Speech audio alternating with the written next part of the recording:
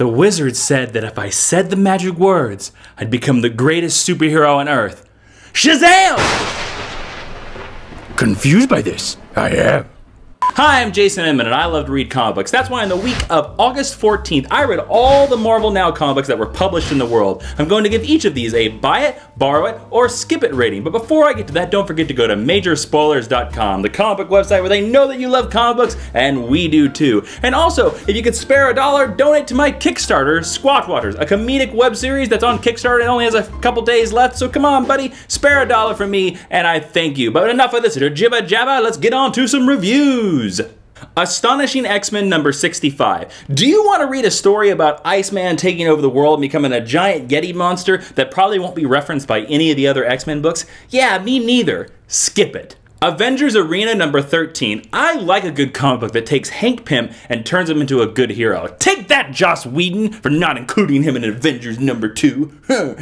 Ultron gotta be invented by Tony Stark, but not Hank Pym. So that's why I love like Dan Slott's Mighty Avengers run and this Avengers Arena issue. This explains why everyone in the Marvel Universe are not looking for all these kids that are on this Avengers Arena. Apparently, Arcade has been like sending out robots to some of these kids, and all their disappearances have been explained. And Hank Pym gets a little fishy and he hunts around with some tiger, you know, the furry lady in the bikini, hello, and searches around, and then he gets taken off the trail by Arcade.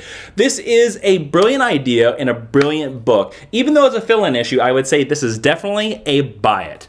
Deadpool number 14. You know, I may have actually liked a Deadpool comic book. Sort of. See, this is an issue where we deal with apparently Deadpool in a previous issue flashback with Iron Man and Power Fist. Wait. Iron Man and Power Fist. No. Iron Fist and Power Man. Swiftly strike that and reverse it, you see. Apparently went back in the 70s and they fought this white pimp guy, and now the white pimp guy has come back to the future, and Luke Cage is so frustrated that he could be called Deadpool's partner, which is part of the humor of the book.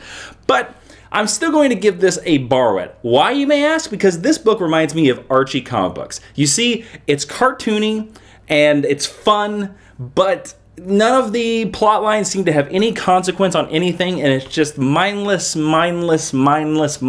over and over. If you're into that, then check it out. But if you want something with substance and something with chutzpah, then I would say just borrow this from a friend.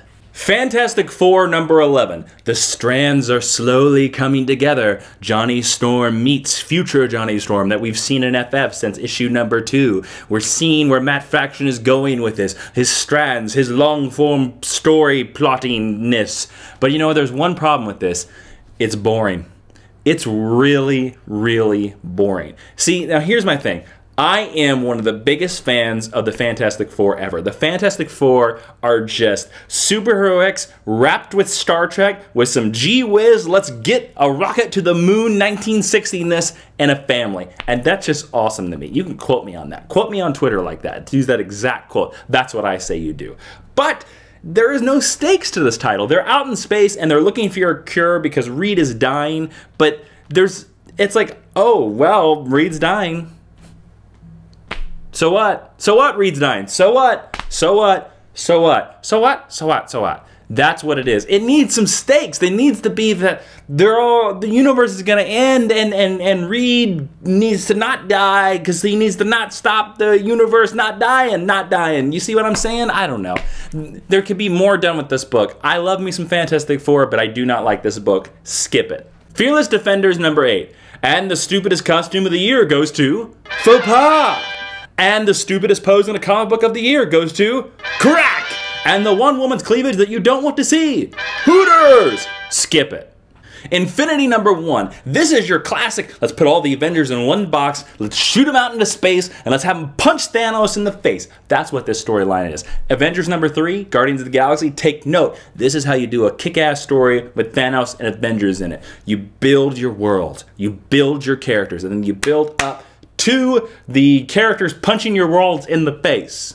Something like that. You get me? Yeah. There's only one problem with this book. If you haven't been reading Avengers since the very beginning, you're going to be lost. There are a lot of events, there's a lot of references, there's a lot of characters that you won't know who the hell they are. I mean, like, you know, like Atom Smasher, you're just like, who is this? Who? and then you're like Captain Universe, and you're just like, why are you a girl lady? I thought Spider-Man was you in the 70s once. I don't get it. Okay, I'll go with it. All right, it's a big event. Yeah. The art is amazing. The monsters are scary. Like, screw that like five-fingered dude that was in the Avengers movie. This is a scary monster Thanos guy. This guy right here. Only promise me this, Jonathan Hickman. Please do not have a real... Please do it. Please have a real ending this time. Marvel events tend to not have endings. They tend to just stop or start the next thing, or have Norman Osborn shoot a scroll in the head and it just gets all stupid. Don't do that. For now, this is a big buy-in. Superior Spider-Man Team-Up number 2. The Scarlet Spider's in town and he's here to see his brother Spider-Man. But what he doesn't know is that Spider-Man is Dr. Octopus. So Dr. Octopus throws him out of 3rd story, 9th story, really tall building story window, and he almost falls to his death. And they have this loving relationship where they call each other jerks, and the Jackal shows up, and I believe this was copied exactly from an episode of Three's Company. But enough of my joking. It's a really good episode issue. Their reactions, their tone with each other is very good. Although I would have picked up that the Scarlet Spider would have figured out that, hey, that this guy's calling me like Minion and Yelp and like, where are my octopus arms? You know, stuff like that. I think they would give it away. But still, this is a really good issue. I would say this is a buy it. Scarlet Spider number 20. I really miss the Scarlet Spider hoodie costume. Don't you? I don't know. There's something unique about it. This other costume just looks like sort of like evil red Venom-y. I don't know. This is a continuation of the storyline from Superior Spider-Man Team Up number 2. Basically, the two spiders have been caught by the Jackal, and the art is horrible. Yeah, the art is bad. I feel like I'm reading a Topps trading card, like all 90 cards together. It's really bad. The interactions between the two characters are good, and it's nice to see Kane, the Scarlet Spider, who has generally been a villainous person, actually become the real hero because of Doc Ock Spidey. Their interaction makes it good, the art makes it horrible, so for that, it's borrow it from a friend. Secret Avengers number 7. You have Nick Fury, you have Hulk, and you have an army of Iron Patriots. What more could you want from a book that is like 1960s James Bond tech movie, punch 'em up, fist fight, ha ha ha, alien fighting, island invading, shield Helicarian book? Kick-Ass is what this book should be called. Oh wait, there's a movie called Kick-Ass. There's 2 movies called Kick-Ass. Okay, just awesome is what this book should be called. Straight out awesome. And you know what? I say the best for last. Phil Coulson is in this book. Coulson! Buy it. Thor God of Thunder number 11. And thusly, Jason Aaron's first arc on Thor ends. And, you know, all I have to say is bravo, sir. But I don't think I should tell you about this issue. I think Thor should tell you about this issue. Thor? Thank you, mortal. Aye, it is Thor. If you readeth my book, then you know that Thor used 2 hammers in this book, thusly smiting the enemy down, killing the god butcher. For thee am Thor. Thusly, I saith you should buyeth my book before I smiteth thee. Huzzah! To me, Mjolnir!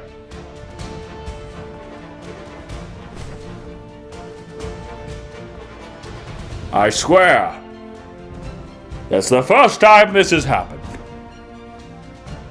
Uncanny X-Force number 10. Do you know what happens when Puck from Alpha Flight is the best part of a book?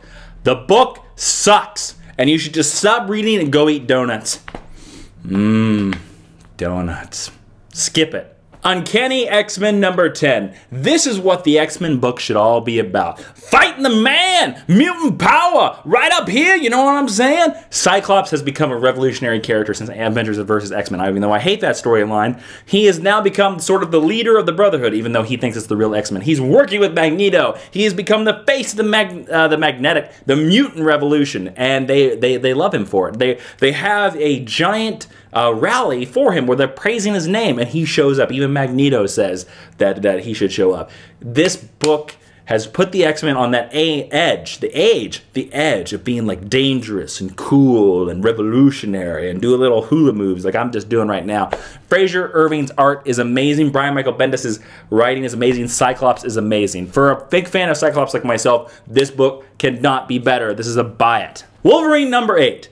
I have always liked the Black Panther, but only if he's handled right. So when he's handled right, the whole issue is just a big fight with him and Wolverine, and it's sort of like a chess match, that where they're fighting against each other, Wolverine and Panther, back and forth, then it works. Although, the only problem about this book, except the Alan Davis art, which is great, and Paul Cornell writing, which is great, the only problem is Paul Cornell wrote, the cliffhanger is just Wolverine gets a cell phone, pick a Mystique. Yeah, this could have gone in a lot of different ways. Instead of like the big cliffhanger that he was going for, it could have got a little racy, if you know what I'm saying. But it didn't. It just kind of got lame because it's just like, oh, Wolverine looking at a cell phone, pick cliffhanger. So for that, it's a borrow it. Wolverine and the X-Men number 34. This book, when it first started out, was really, really cool. It had some great characterization, great art, everything like that. Now this book has fallen into what I like to call the X-Men curse. Too many plot lines, too many characters, and not any reason to care. I didn't know what was going on in this book. The art was just so jam-packed of stuff. I didn't know what was going on. I just didn't care. I did not care. I didn't care. I'm sorry, Wolverine and the X-Men. Please be better. Please, please, for now, to skip it. And that's all the Marvel Now comics for August 14th. Don't forget to go to majorspoilers.com, the comic website where they know that you love comic books and we do too. And don't forget to go donate to my Kickstarter if you have a spare dollar to spare. But if you want the funny, Squatch Watchers is so much funny. It's so much funny that you can't handle the funny. That's why you should donate and help us up, and we would greatly appreciate it. Don't forget to tell me in the comments what you think I should review next week, what you thought of my reviews, whether you hated it or you were like, hey, Wolverine and the X-Men's good, man. You're stupid. Tell me down below. Also, I want to thank the contest winner from last week, Xena GK. She was the first person to share this video, and because of that, she gets Superior Spider-Man number 15 or 11. I'm not sure about the numbers, I can't remember, but I'm starting another contest this week. Share this video on your Tumblr wall. Tumblr? What is that? You're crazy, man! You're using the things that the kids and the things and the babies use. Yes, I am. Tumblr. Share this video on Tumblr, and also share this video on your Twitter. But don't just share the videos, give a reason why people should watch them. Bonus points for if you make a GIF of this video. Anything of the GIF that, here, I'll give you a perfect GIFable moment. You ready for this? You ready for this? Swag.